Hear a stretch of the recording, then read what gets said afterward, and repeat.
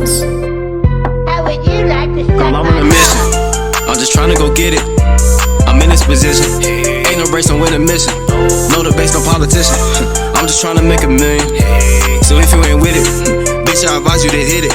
Bitch, I advise you to hit it. It's too late, girl, you know it's overdue. Already told you I'm over you. You ain't right like you was supposed to do. That's why I don't wanna be close to you. I can't afford you buying clothes and shoes. That's why you fucking with the motor dudes. I hope you know I ain't exposing you. I just think it's time I told the truth, but I don't think you see.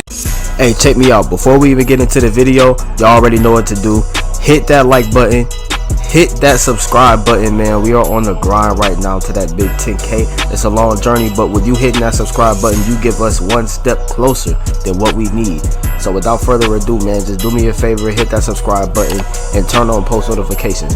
Without further ado, let's get into the... What's good, YouTube? It's your boy Pat the Menace, back with another banger. As y'all can see by the title of the video, bro, I am going to give you the keys that you need to shoot with a non-shooting build. Now y'all see right here in these gameplays, I am on my playmaking glass cleaner. At this stage in his career, he was at 84 overall and only had silver quick draw. So y'all, I'm gonna show y'all, bro. And by the way, this build only starts out with a 65 3-ball max, and it'll only go up once I get 96, and then, you know what I'm saying, start going from there. So yeah, silver quick draw, 65 3-ball, and I'm greening up on every shot that I take. It's ridiculous, bro, as long as I time my shots right. And I'm gonna tell y'all how to shoot like this on any other non-shooting build. And by non-shooting build, I really mean that basically my definition of a non-shooting build is a build that does not have green in the pie chart and has below a 73 ball rating. That's what I consider a non-shooting build. And I don't mean like at 99. I mean when you make the player and max him out to 85 overall, he has over a 70, under a 73 ball.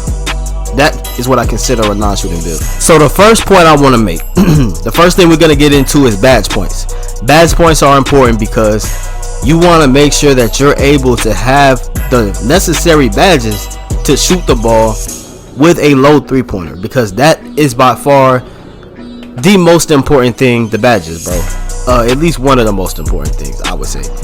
It's really up there, you know what I'm saying? There are some things that are less important, but this is one of the things that's on the higher end of importance. So when you're making a build, you want to make sure you have a decent amount of points, badge points, and I would do this by maxing out your shooting category. You know what I'm saying? When you're making a build, make sure you max out that shooting category if you want to be able to shoot even a little bit, even if it's just a mid-range shot. Something helps, because eventually it'll help space out the court, and that's better for your guards. You know what I'm saying? That's just better for overall offense, bro. You know what I'm saying? You don't want to be too one-sided. So yeah, make sure that you have enough badge points to at least do something on the floor besides shoot layups, bro. Like, you feel me? And obviously the best way to test that and to make sure that you're not wasting time and money on a build is to make sure that you take it into the My Player Builder and of course test it where you can do the badges and whatnot, so you can see visually. Y'all see my badge setup right here. This is for My Play Glass when I created him. This is the badge setup that I will have when he's maxed out in terms of badges, and that's only with 10 shooting badges. You can do that with less.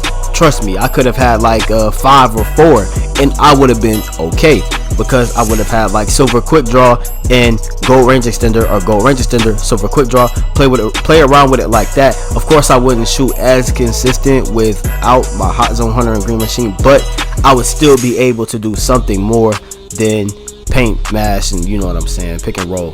But I'll see y'all in the mock court, and I'm gonna get on to the next point.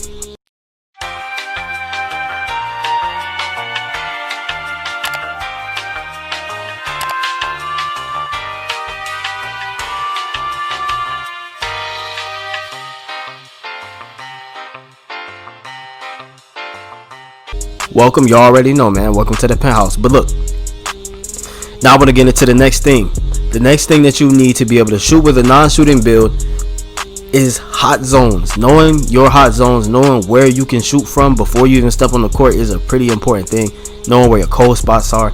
And how you want to do this is you want to go to your my court, right? And then you want to start up a play with friends. And when you press play with friends, you want to go to shoot around. This way, when you get on the shoot around court, all you have to do is press the touchpad if you're on PS4. I'm not sure how to do it on Xbox, but on PS4 you press the touchpad when you get onto my court, and it'll show you your hot spots, your cold spots, and your neutral zones. So this is one of the best ways. I think it's like you can look on your player card too, though. You know what I'm saying? You can look on your player card from the NBA, and it'll show you your hot spots and cold spots in the park, in the NBA, and whatnot, and Pro Am too. But for me, this is the best way, so I can visually see them and see the difference of shooting from those spots. Now, I don't have any cold spots apparently to my court, but I have a few hot spots, and I know that when I shoot the ball, I want to be in those spots for a guaranteed shot. And Hot Zone Hunter is a very important badge if you combine it with your hot zones. Now, the next thing I want to get into is your quick draw level. Now, a lot of people are comfortable with silver or bronze quick draw. If you can get your shot off, that's fine.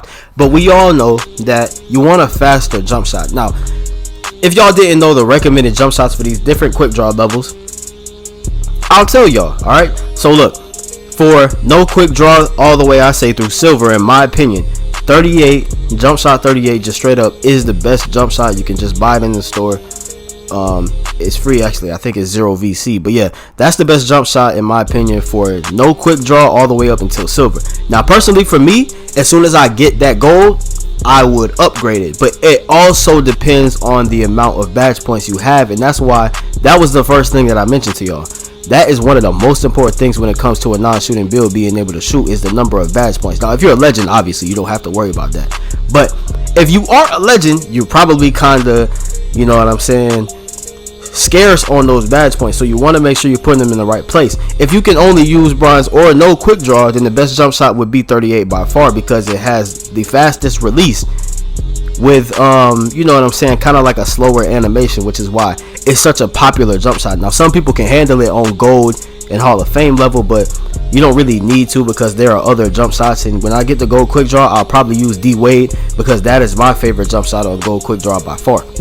But with the quick draw thing, is really just about what's more comfortable for you. Alright, so y'all want to make sure that you are able to use any jump shot you want, really, but I recommend 38 with no through silver quick draw if you want to be able to shoot on a non-shooting build. The next thing I want to get into is the use of the shot meter, bro. If you want to be able to shoot with a non-shooting build, like a play glass or a slasher or something in that order, bro, do not use your shot meter. Turn it off. You do this by going into the controller settings and obviously just turn it off. No shot meter is literally what it says, bro. Everybody that has made the switch from shot meter to no shot meter that I know shoots a lot better, and they definitely regret not listening to me earlier when I say, dude, turn your shot meter off, you would shoot way better, because they know I was right. Bro, trust me, if you want to be able to shoot with a non-shooting build, you have to turn the shot meter off, because it's already hard enough to shoot, in my opinion, with the shot meter, because the shot meter just does so many tricky things. Like, you can get a full white brick, you can get a almost full white brick, you know what I'm saying? Like, it doesn't make sense, bro. It doesn't make sense to use a shot meter with a non-shooting build, because it's already shaky enough and inconsistent enough while you have a build that has over a 73 ball, even with Hall of Fame shooting badges, because it's just not consistent. A visual cue, you don't really need it. You just need to know the timing of your jump shot, and that's how you're gonna shoot the most consistent. Now, the next thing I want to get into is being prepared to shoot. Now, this one is controversial, you know what I'm saying, because you have some control over this. You really have a lot of control over this, but so does the guard that you're playing with, or whoever passes you the ball. All right, and I want to talk about this because I see this a lot. Say you're playing twos. I have some examples. So right here is what we're gonna call Exhibit A. Your guard is dribbling, right? Now, my man is completely leaving me open. If y'all see, I'm in the corner, he's in the paint. My guard drives and takes a bad layup. Now, that's the first example. I want y'all to pay attention, and I'm gonna explain why all three of these instances are terrible, right? So once again, my man's in the paint, I'm in the corner. He doesn't go up, but he waits until he gets into the paint to pass me the ball. Third instance, he does the same exact thing. My man's in the paint, I'm in the corner wide open. He waits till he gets into the paint, does a hop step backwards, and then passes me the ball. Now, let me explain to y'all why this is bad. I was prepared to shoot a while ago while my man was sitting in the paint. this guard that I'm playing with decides to pass the ball once he gets into the paint. At this point, I don't even know if I'm gonna receive the ball. I was ready to shoot a while ago. Now you could say I should always be prepared to shoot the ball no matter what, but it just comes to a certain point where as a point guard, you should dot your corners before you even get into the paint. As soon as the defender steps away from your spot up, that's when you're supposed to dot them, bro. Honestly, you know what I'm saying? If your guard does this, bro, just cancel him. I can't cancel him, unfortunately, because that's my homeboy. You know what I'm saying? And nobody really be on the run twos. But I would definitely cancel him if I could, bro, because this don't make no sense. All right, I was definitely ready to shoot the ball as soon as he stepped away, but I had to wait until he gets to the paint. Another reason that's a terrible thing to do, there are some locks and some defensive bigs that will literally sit on the baseline, bro. You cannot throw a cross-court pass because they sit on the baseline facing the guard, waiting for the pass to come, and it's an easy interception, bro. This is not something that you should do. If you're a guard watching this video, hit your corners as soon as their defender steps away, man. And the last thing I want to get into is make sure that you buy boosts, bro, because boosts, I don't know what the hell they do, but they help. All right, it might be a placebo, but yeah, if you watched this video, if you enjoyed the video, you already know what to do. Hit that like button, hit that subscribe button if you're new, drop a capital M if you made it all the way to the video. And oh, I just killed him. But yeah, man, y'all already know who it is, man. It's your boy Pat the Menace, and I'm out. By killing, but I got them hollows. Chop a cake back doing MK combos. Play with the minutes today and tomorrow. Your homie be dead while you living soft. Back in the day, used to live in the Lago. Niggas survive.